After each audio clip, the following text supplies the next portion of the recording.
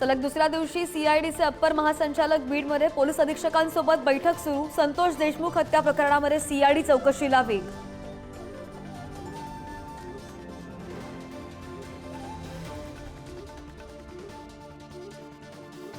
मसाजोग सरपंच हत्या प्रकरणी मराठा समाजाकडून लातूरच्या रेणापूर तहसील कार्यालयावर आक्रोश मोर्चा।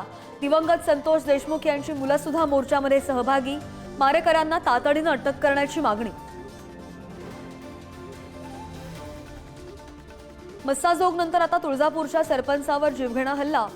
गुंडांकडून पेट्रोल टाकून गाडी जाळण्याचा प्रयत्न, चौघांवर गुन्हा दाखल। संभाजीनगरमध्ये बनावट कमांडो भरती प्रक्रियेमधून तरुणांकडून 5.5 लाख उकळले। सोशल मीडियावर महाराष्ट्र कमांडो फोर्सची जाहिरात।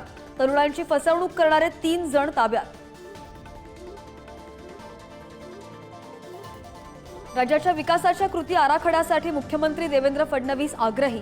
प्रत्येक मंत्र्याला 100 दिवसांचे ठोस नियोजन करण्याचे निर्देश।